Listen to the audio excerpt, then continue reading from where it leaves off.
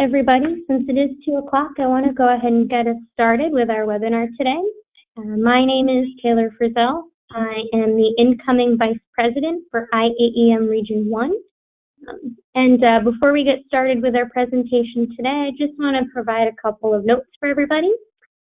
So IAEM is dedicated to promoting and representing emergency management professionals through professional development and networking, including the annual conference, as well as our regional conference, networking events, and webinars such as this one. They also promote advocacy both in DC and within our region, as well as the certification program for the AEM and CEM programs. More information about all of this can be found at IAEM.org if you're interested. We are currently working to finalize information on our December speaker for this webinar, but we're starting to plan for a 2020 webinar series. If you have a topic that you'd like to present on, please feel free to let us know. I also want to throw out a reminder here for our Region 1 conference, scheduled for December 13th, that's a Friday, at the University of Connecticut in Storrs, Connecticut. Our theme this year is Institutional and Government Emergency Managers Working Together to Build Community Resilience. We have presentations from CVS Health, the Cyber and Infrastructure Security Agency, a higher education panel, and a presentation from the National Weather Service. So it's looking to be a really interesting program, and we hope to see you there. We're very excited today to welcome our presenters. So I'm going to go ahead and jump in with his biography, and then I'll toss it over to you, Michael. So Michael Mabee has worked as an urban emergency medical technician and paramedic, a suburban police officer, and in the Federal Civil Service. Michael received his BA in English from Southern Connecticut State University in 1994 and is a graduate of the United States Army Sergeants Major Academy in Fort Bliss, Texas. Michael has a great deal of experience, both overseas and in the United States, working in worlds where things went wrong. He's a veteran of both Persian Gulf Wars, serving with the U.S. Army as a platoon sergeant in Operations Desert Shield, Desert Storm, and Provide Comfort. His most recent deployment, Michael served as a brigade-level command sergeant major in Iraq. He also participated in 2 humanitarian missions to Guatemala. He retired from the U.S. Army Reserve in 2006 at the rank of Command Sergeant Major. Michael was decorated by both the U.S. Army and the federal government for his actions on September 11, 2001 at the World Trade Center in New York City. In sum, quite like Forrest Gump, he is generally at the right place at the wrong time. Michael has studied and written extensively on the vulnerabilities of the U.S. electric grid to a variety of threats. He has participated in federal rulemaking related to grid security and has written 2 books about how communities can prepare for and survive a long-term power outage. He continues to write and speak about emergency preparedness for a long-term blackout. So Michael, I'm going to go ahead and toss this over to you, and we're looking forward to your presentation. Okay, great. Thank you so much, Taylor. I really appreciate the introduction. My mother would be so proud. It does sound like I've got a little bit of a Forrest Gump thing going on, so generally, I wouldn't recommend standing too close to me for a long period of time because disasters do tend to happen in my area for some strange reason. So I am a member of the Sohegan Community Emergency Response Team, which is a CERT team in southern New Hampshire. We cover 4 towns, and we work up, one of the things we do in addition to, your typical CERT missions, possibly being called out, if there's an emergency where they need additional help. We also take very seriously trying to prepare our communities for emergencies, taking FEMA's strategic plan point 1 and 2, which is, to build a culture of preparedness and to prepare our, prepare our communities for catastrophic disasters. That's one of the things that we do.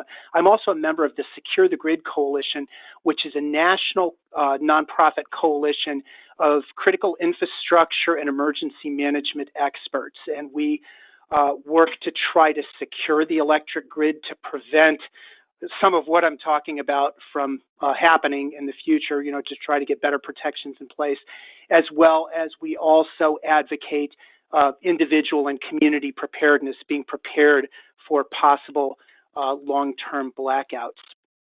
Let's see.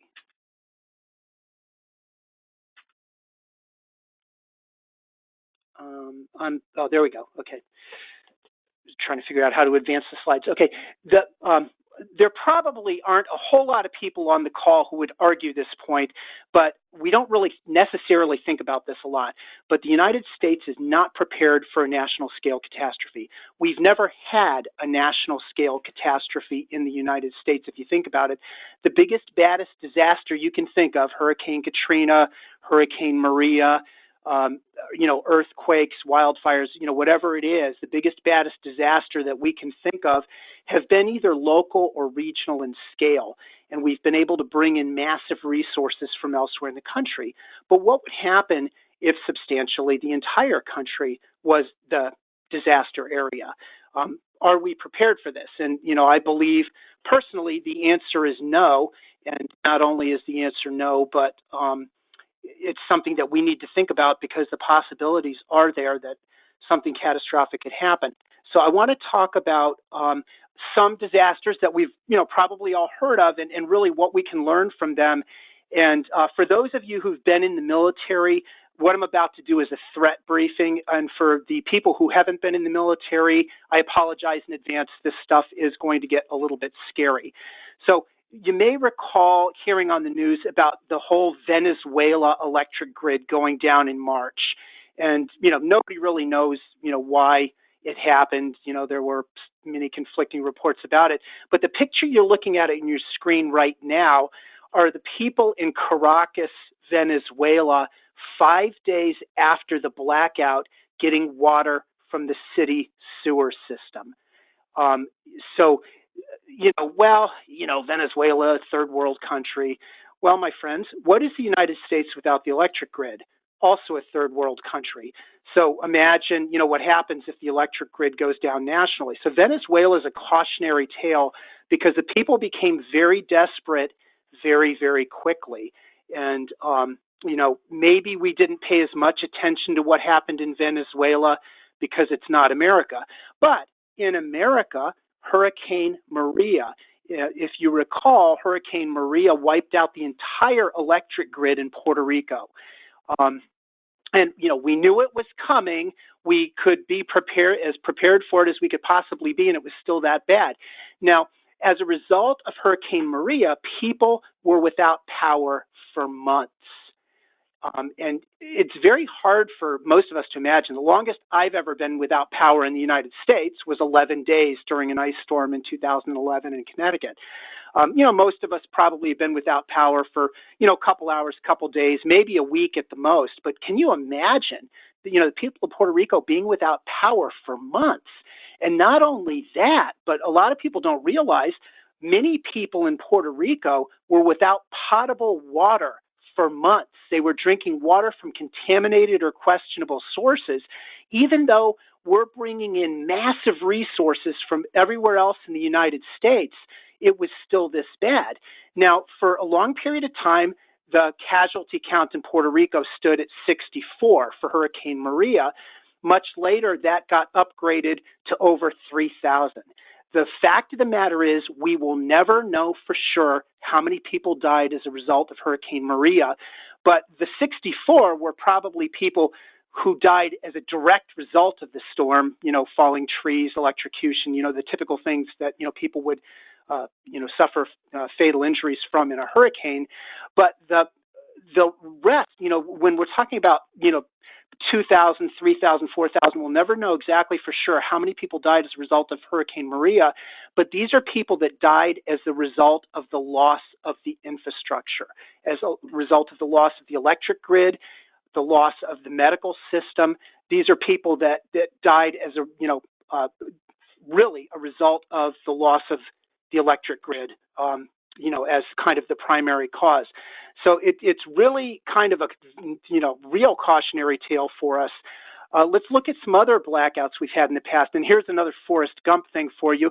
If you see New York City all blacked out here on your screen, one of the buildings over on the right-hand side is where I was at the time that this happened. I was in Manhattan when the Great Northeast Blackout of 2003 happened. So what caused this?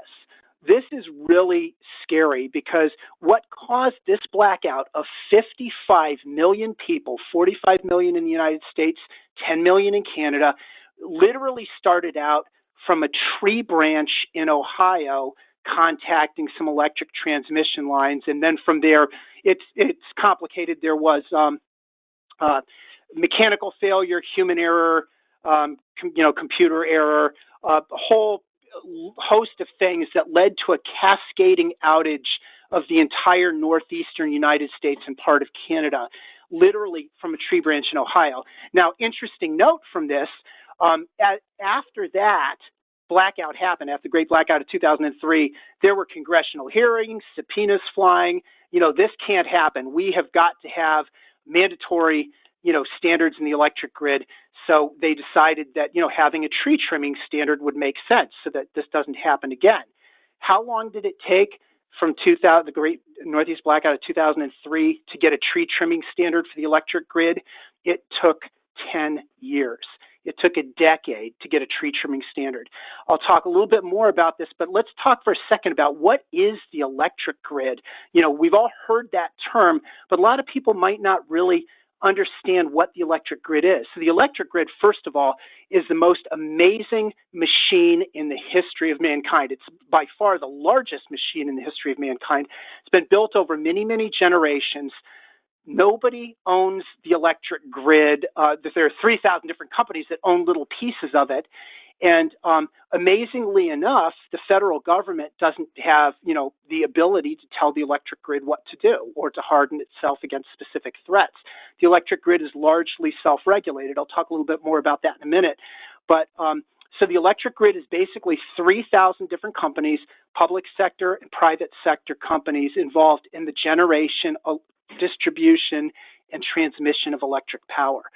So here's another blackout that's kind of scary. This was the New York City blackout of 1977. And this blackout was only for 24 hours. It was caused by a lightning strike out by the Indian Point nuclear reactor. And the nuclear reactor did what it was supposed to do and shut itself down. But it cast New York City into darkness for 24 hours. Well, what's the significance of this? In that 24 hours, there were 1,000 fires started by arsonists, 1,600 businesses destroyed, 3,776 people arrested. They had to call in the National Guard to restore order in a 24-hour blackout. So kind of the cautionary tale from this blackout, Hurricane Katrina, Hurricane Andrew, is people don't always behave, and especially if they get nervous. We've seen in the past societal collapse as a result of even just regional or local power outages. So now, just imagine what happens if there was ever a long-term national scale power outage. The Quebec blackout of 1989, this one is extremely scary, and a lot of people have never even heard of this blackout. This blackout was caused by a solar flare or coronal mass ejection. You might have heard the term space weather. But basically, for billions of years, the sun has thrown out solar flares in every direction all the time. It does this constantly. The Earth rotates the sun. Occasionally, the Earth hits one of these solar flares that the sun throws out. And the Quebec blackout in 1989 was caused by one of these. Now, it was not a big one as far as solar flares go. The last big solar flare to hit the Earth, a really, really large solar flare, was in 1859. It was called the Carrington event. And back then, we didn't have an electric grid. What we had was telegraphs. And the energy from this storm was so intense that it charged the telegraph wires, burned the telegraph equipment in the telegraph stations, and shocked some of the operators. That's how intense the power was in the 1859 Carrington storm. So the Quebec blackout of 89 was caused by a somewhat smaller solar storm, but what it tells us, our electric grid is not protected from solar storms, and particularly a huge solar storm like the 1859 storm. Now, what we know is that we get hit by a large solar storm every 100 to 150 years or so. So what we can say with mathematical certainty is we are going to get hit by another big solar storm at some point. We just don't know if it's 6 months from now or 10 years from now, but we're going to be hit by another big solar flare. It's a mathematical certainty. So this, smaller sized solar flare that hit the Earth in 1989 caused damage to these high voltage transformers. So you can see on your screen, and you've all seen as you're driving down the road, all the electrical transmission lines going into that chain link fence area with all that gray equipment. Those are high voltage transformers. And we've got about 2,000 extra high voltage transformers in the United States and tens of thousands of smaller transformers. These transformers are susceptible to damage. If you look over on the right-hand side of your screen, you can see the fried transformer coils from this 1989 solar storm. Now, here's what's scary. This picture you're looking at is not in Quebec. This is in Salem, New Jersey. So as a result of the 1989 storm, we had over 100 grid-related emergencies in the United States. But heroically, these companies, that comprise the electric grid and all of these great employees who keep our lights on were able to deal with these emergencies and keep the lights on, but just barely. This was a very, very close call. And a bigger solar storm hits the United States, we could be in big trouble. By the way, those transformers in normal times take between a year to 18 months to replace. They're not even made in the United States anymore. They're made in West Germany and, I guess it's just Germany now, and South Korea. So they're not easy to replace. So if you lose enough of those in a solar storm, you're going to have a blackout that goes for much longer than people might possibly expect. The Ukraine blackouts of 2015 and 2016, these are extremely scary. These were caused by cyber attacks believed to have originated from Russia.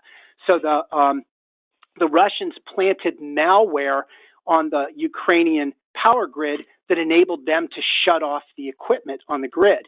Now, we've also seen in the past that cyber attacks can actually destroy equipment. If you recall Stuxnet, if you remember that one, that was a cyber attack that, of course, we claim to have nothing to do with, which hit the Iranian nuclear program and destroyed their centrifuges, setting their nuclear program back, quite a few years.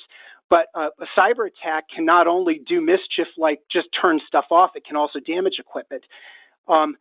Here's what's the scariest thing about this. Presently in the United States, there is no requirement that malware be detected, mitigated, or removed from the electric grid.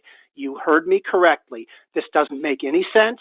It doesn't make any sense to us either in the Secure the Grid Coalition. We've been fighting this, but so far we have not been successful, and the malware can stay. We know for a fact that the Russians and the Chinese have been in our electric grid for over a decade, but there's no requirement that malware be detected, mitigated, or removed. So we've seen in the mainstream media that cyber attacks against the electric grid, and people may not just realize the magnitude of what could happen here. They read about it in the paper, they hear about it on the news, but they will take care of it. They're not going to let anything happen to us. So cyber is a huge, huge point where we could be hurt very, very badly by state actors or by criminals in the electric grid. So physical attack, here is another thing that is a threat to the electric grid. A lot of people don't realize it, but there was a well-organized attack on a transformer station in Metcalfe, California in 2013. Multiple assailants cut the alarm and the camera lines, exited, and with precisely aimed rifle fire, took out 17 of the transformers in Metcalfe, putting the whole substation offline. Now, this doesn't sound like vandalism. This sounds like what the Wall Street Journal later said, was this a dry run for terrorism? You may not realize it, but there's also been an IED attack against the electric grid. There have been other sniper attacks against the electric grid. So the physical security of the electric grid is also an issue. If you think about what type of sophistication it took to hijack a couple of airplanes and run them into buildings on 9/11, just imagine all of these transformers out there that are guarded by nothing but a chain link fence and some crossed fingers. So, it's a huge vulnerability to a physical attack, and there was a physical attack that crippled the Quebec power grid. There's a story on that there. And then we've got another thing that's come up recently, which actually I had been studying this for a number of years, but it's just kind of started to hit the mainstream media when North Korea detonated a hydrogen bomb. And they also threatened us with an electromagnetic pulse attack. Well, a lot of people don't know what that is. An electromagnetic pulse attack is if you detonate a nuclear weapon above the ground, 200 kilometers or more above the ground, it generates a charge, an electromagnetic pulse, which is very similar to that solar flare I was talking about.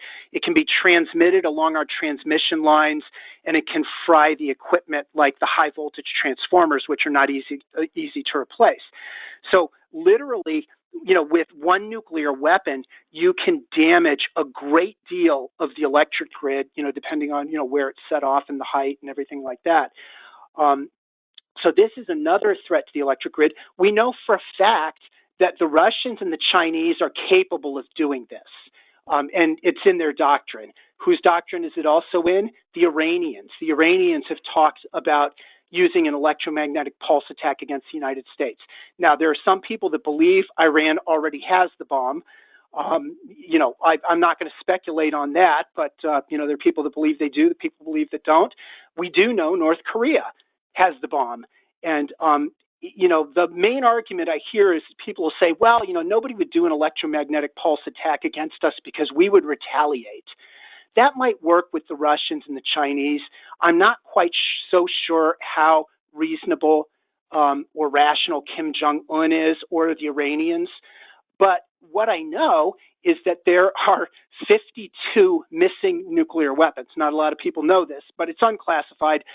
We know of 52 missing nuclear weapons. Those are just the unclassified ones that we know about from open sources. There might be more that are classified that we don't know about. What if a terrorist organization gets a hold of a nuclear weapon? This would be, this would be a holy grail for a terrorist organization to really, really cripple the United States if they got a hold of a nuclear weapon. So just to summarize, the threats to the power grid, we know there's weather, a solar flare, GMD, cyber attack, terrorist attack, or physical attack, earthquakes.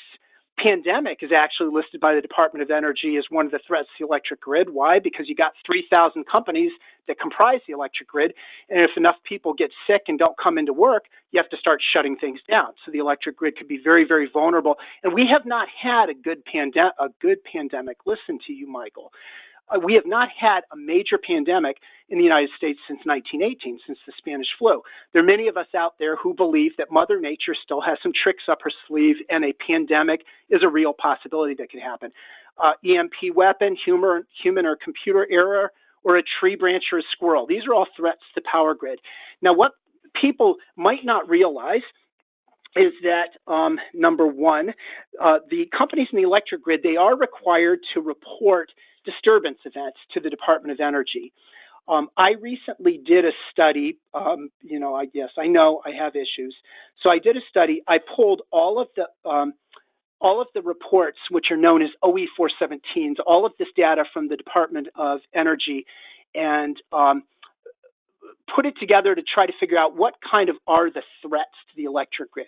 And as you can see here, it actually, the data is so bad that there were actually a couple of hundred that I couldn't even determine what the cause was on this. But I was able to determine the cause in 1,447 of the 1,766 disturbance reports since 2010. And what I found, as you might imagine, weather was a big cause, 749 events. There were 29 cyber attacks. There were 578 physical attacks. And another one that's kind of scary is this fuel supply deficiency. There were 61 instances of that. And what that means is, like over here in New England, we just shut down one of the nuclear plants in Massachusetts a couple of years ago. We shut down the one in New Hampshire. We're shutting down some of the coal plants. So we're 100% dependent on importing in natural gas for our natural gas-fired plants. what happens if the terrorists blow up a natural gas line, or if the natural gas line just blows up on its own like the one did out in California? Then all of a sudden we may have a fuel supply deficiency in New England. And elsewhere in the country, there are places in the same boat. Well, that's disturbing enough. But what's even more disturbing is what was reported to the public is very different than what was reported to the Department of Energy. So I told you I found that there were 578 physical attacks against the electric grid from the information reported to the Department of Energy. The grid reported back to the public that there was one. There were 29 cyber attacks reported to DOE. The grid reported back to the public that there were 0. So the information that we're getting in the public is not consistent, not accurate, and is basically misleading. So that's one of the things that the Secure the Grid Coalition we're trying to fight, to get better public information about the threats to the electric grid and what's actually happening. Well, this guy is a nut. I'm listening to this stuff, and I've never heard anything like this before, about all these threats to the grid. And obviously they must be doing something about this. So what does the government have to say? So this is a report from 2 years ago from the Senate Homeland Security Committee, and this is what they had to say. A successful nuclear electromagnetic pulse attack against the United States could cause the death of approximately 90% of the American population. Similarly, a geomagnetic disturbance could have equally devastating effects on the power grid. Are you kidding me right now? This is a publicly available report. I don't know how many of you out there actually watch congressional hearings and read congressional reports, but there's 2 decades of congressional reports, congressional hearings talking about the threats to the electric grid, and yet we still have not been able to address the threats to the electric grid, through legislation or in any other means. We still are very vulnerable as a country. But this is out there. Well, you might be thinking, 90%, that's crazy. That could never happen. Okay, pick a number. What if it's 50%? That's still going to be 175 million people. Maybe not 50%. What about, 2%? Well, that's still going to be millions of people. There is no acceptable number here. If we lose the electric grid, we lose everything necessary to keep 327 million people in the United States alive. Our food stops, our water stops, sewer and sanitation stop, our medical system grinds to a halt, communication stops, the whole financial system stops, everything stops. Every critical infrastructure is dependent on the U.S. electric grid.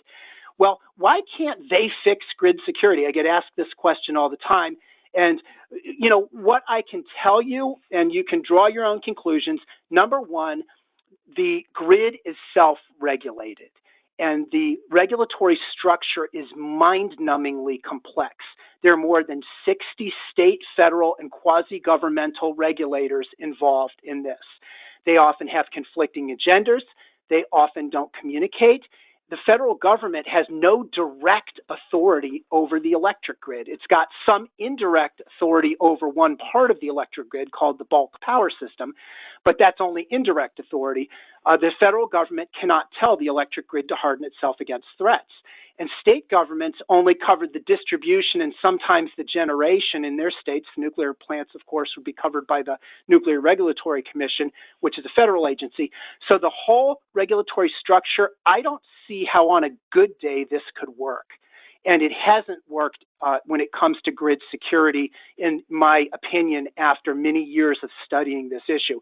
It might work as far as markets go and other things, but as far as grid security, this system, the regulatory system is so complex that it just can't work for grid security. The other thing I'll just point out to you is the electric utility industry spent $147 million in 2018 in lobbying and political contributions.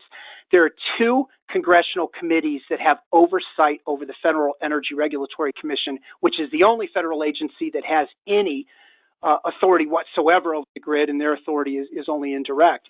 Now, one of them is the Senate Energy and Natural Resources Committee.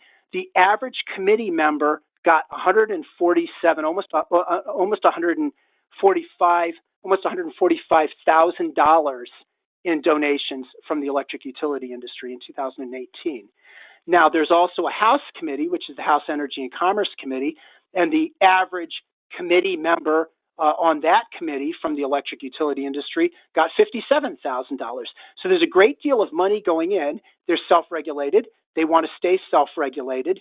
And whenever Congress tries to put forth legislation to do something about protecting the grid, this is a problem that we run into. And I'll let you draw your own conclusions about why we can't seem to fix the security of the electric grid. But let's talk a little bit more kind of down to our level where we are in our communities and emergency managers and citizens who are thinking about, well, what are we going to do if the grid goes down? And here I'm going to say something a little controversial, and that is that Hurricane Katrina and Hurricane Maria were actually best case scenarios. And the reason I say that is because they were local in scale, local or regional in scale, and we could bring in massive resources from elsewhere in the country. However, what is the plan for a national scale disaster? Well, there is no plan. This is a slide from FEMA's presentation at the National Preparedness Symposium a little over a year ago, and current planning does not include any contingencies for very long-term or extremely widespread power outages. You know, this is from FEMA. So there are 35,000 towns and cities in the United States. If substantially all of them are the disaster area, FEMA can't helicopter in MREs and water to all 35,000 towns and cities. It just, it just can't be done. But we're not thinking about a worst case scenario. We're preparing for Superstorm Sandy and Hurricane Katrina and disasters we've seen in the past. But very few people are thinking about an actual worst case scenario, which is a national scale long-term power outage. So if that was the scenario that happened, the cavalry is not coming. Your town is on your own, and survival is a local issue. This is something that we've got to think. If we are going to build a culture of preparedness in the United States and prepare our communities for catastrophic disasters, which are 1 and 2 on FEMA's strategic plan, we've got to think local. We've got to think about survivability from the local level. What if we can't get anybody from the state or from FEMA to answer the phone, and all we have is what we have in our town or our county? So what's going to happen? Well, we've all seen power outages before, so we know that the first day of a power outage, people are going to be without heat, AC, refrigeration. That could be a big issue depending on the time of year that it happens. Water and well pumps stop. Sewer and sanitation services will stop. Maybe you keep your city water, city sewer for a while if they've got backup generators, but out in the sticks, unless you have a generator, your well pump stops. Now, what you don't see behind the scenes, and especially if this is a long-term power outage, food is going to stop coming in. We've all seen what the grocery store shelves look like the day before the hurricane because everybody saw it coming. What if there's a cyber attack and nobody saw it coming? And now the entire infrastructure grinds to a halt and no more food trucks are coming into the store. There's no more fuel. Fuel stops coming in, so all you have is what you have if you can even get it out of the ground. Medicine and medical supplies to pharmacies will stop. Backup generators only have so much fuel. This is just on the first day. Now, imagine if we're in a long-term national outage that goes a month. After a month, all the emergency generators are long out of fuel. People are starving. People are getting sick from waterborne diseases. People are getting injured because they're doing non-traditional tasks to try to survive. Like if it's in the winter, they may be out trying to chop wood and they've never done that before. And of course, since the medical system has completely collapsed, if they get a 6-inch laceration, which would have been, a trip to the walk-in clinic on a blue sky day, they can now die of an infection because there is no medical system. Armed gangs are going house to house to try to get resources because people are starving. Emergency personnel, your fire, EMS, police, National Guard, have to stay home to protect their families. And the state and the federal government are nowhere to be found. This is just after a month. Now, what happens if we lose some of these critical pieces of the electric grid and we have a power outage that goes for many months? And this is where you can start to see what Congress is talking about when they said millions of people could die in a long-term national scale power outage. This is where it comes from. So, we can have a societal collapse. And we've seen this before. We've seen societal collapse on a small scale. So we need to kind of use these as cautionary tales that these are local or regional scale disasters, the 77 blackout, Hurricane Andrew, Hurricane Katrina, where we've seen this happen. What happens in a national scale disaster? Well, if the local government is not able to take care of its people, you end up with societal collapse. So the local governments, and so this is your local town or county, whatever level is local for you, the local government has got to plan for the basic needs for survival: food, water, shelter, security. Those are 4 basic needs. Every local government's got to think about it. And it's not, well, we will order some, we'll go to the EOC and we'll call up the state or we'll call up FEMA. We have to think, what if the cavalry is not coming? What if we're on our own for a long period of time? What can we do on the local level to mitigate some of the death and harm that would happen in a long-term power outage? Now, if you go up to my website or Sohegan Civil Defense's website, go up to my website, which is michaelmabee.info or civildefensebook.com. It'll bring you to the same place. I have an emergency checklist. You just click on the Civil Defense tab on the top. There's a drop-down menu, and you see Civil Defense checklists.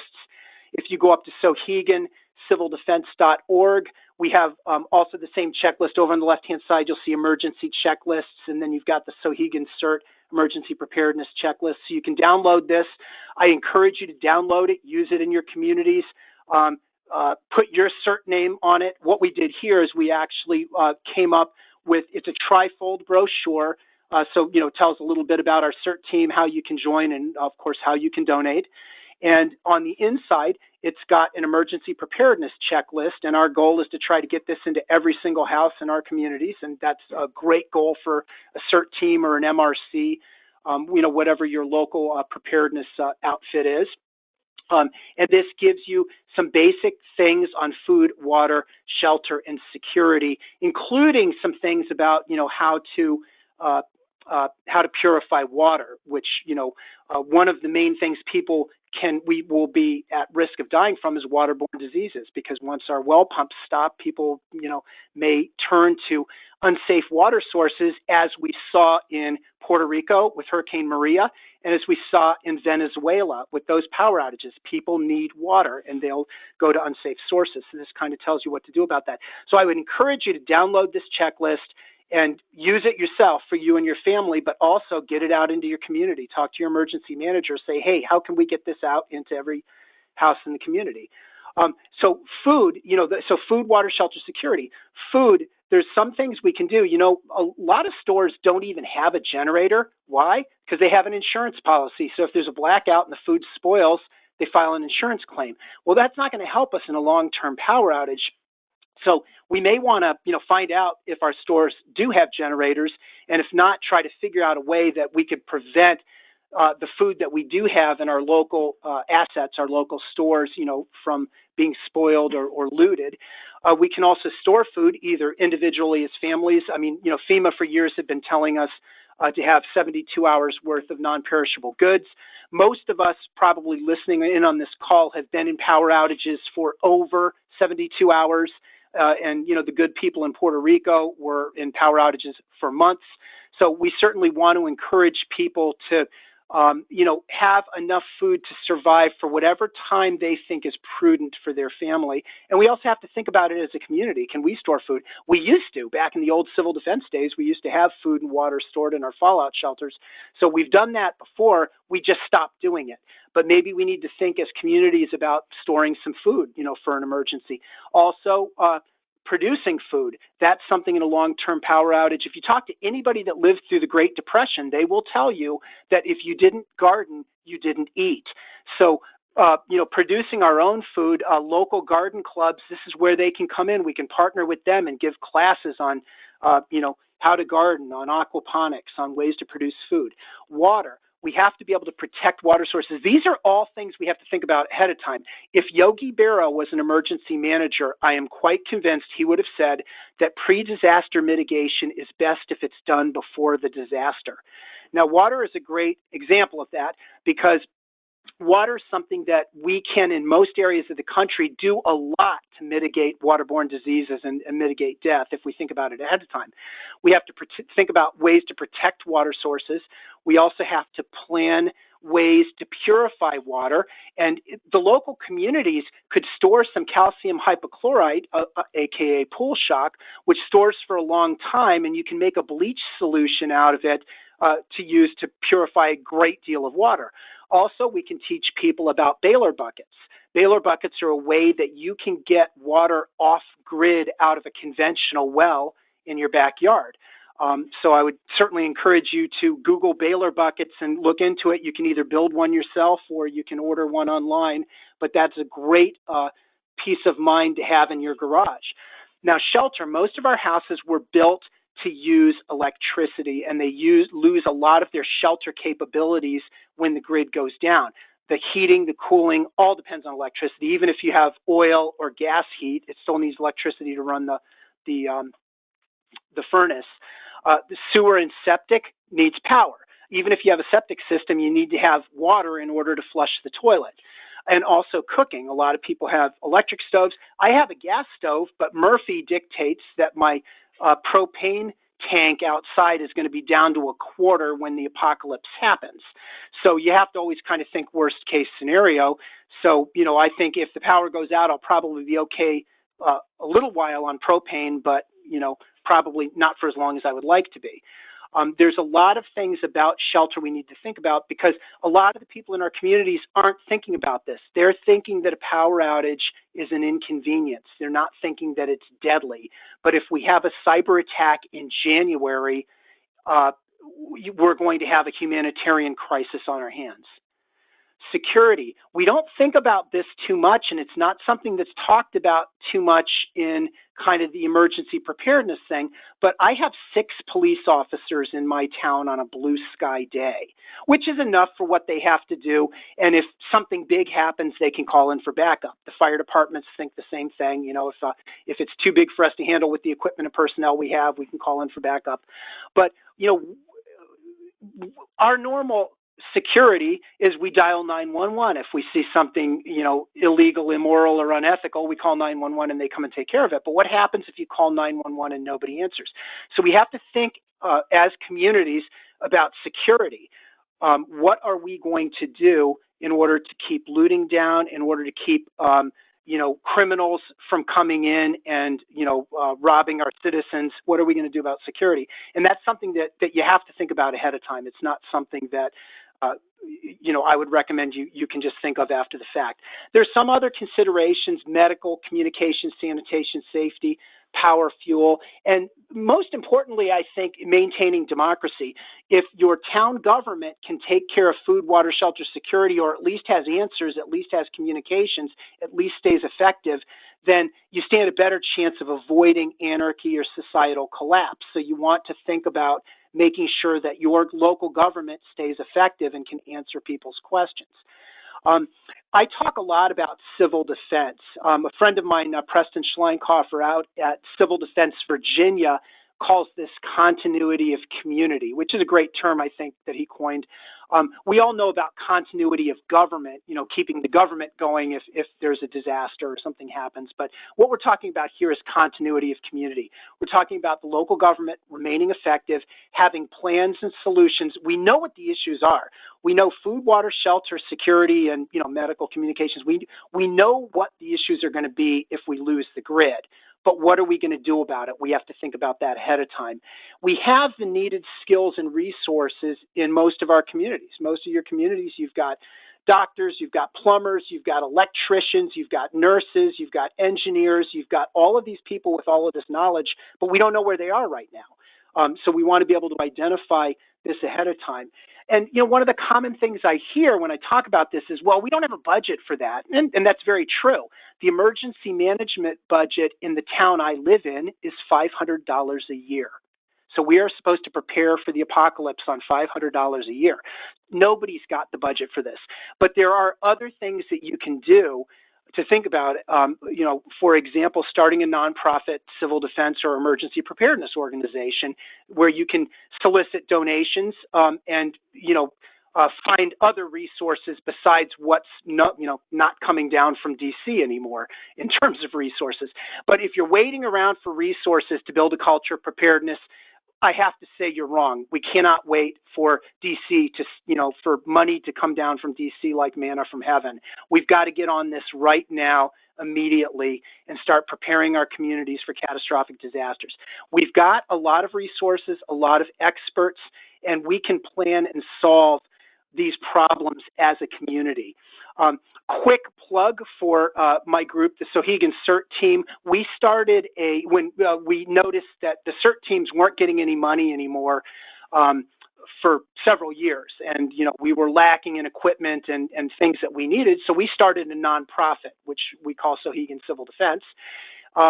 And this just a little bit about our organization. If you downloaded our brochure, you'd see that. If you found today useful, I would highly encourage you to make a donation to Sohegan Civil Defense to help the Sohegan CERT team, so that we can put on more of these presentations.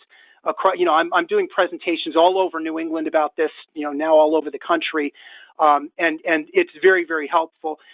Or if not, if you don't want to make a donation to us, go find your local CERT team and get involved with them, and make a donation in your community for community preparedness. Another shameless plug here, I did write a book called the Civil Defense Book, which is actually a much more detailed version of what I just went over today, is how to set up a community organization for emergency preparedness for a long-term power outage. So if you're interested, if you want more information, I do have a book available on Amazon. It's $9.95 for the paperback, and the Kindle version, I believe, is $2.99. So it's fairly inexpensive. Also, I would encourage you to go up to my website, civildefensebook.com. You can subscribe, and also you can find all kinds of articles that you may want to talk to your congressman about. Why aren't you protecting the grid? And talk to your emergency manager about what can we do to build a culture of preparedness in our community, and what can we do to prepare our country, our community, for catastrophic disasters. The last thing I'll leave you with is why this is such an important national security concern. And most of the people listening to me, you're either emergency managers or you're citizens, and it's hard, sometimes for us to think of ourselves as being important to national security. But the reason we're a big, fat, juicy target right now is because everybody knows we're unprepared. Everybody knows that if they pop an EMP or a cyber attack or a physical attack, if they take down our grid in any of the ways possible, or if Mother Nature does it, for that matter, we're not prepared for it. But the more communities that become prepared, the more we have a culture of preparedness in the United States, the less of a target we become, because we become more resilient as a nation. And that's why I think that, the first two bullets in FEMA's strategic plan, building a culture of preparedness in the United States and preparing the country for catastrophic disasters, is so important. And it is, what you're doing, if you're preparing your community, is you're contributing to the national security of the United States.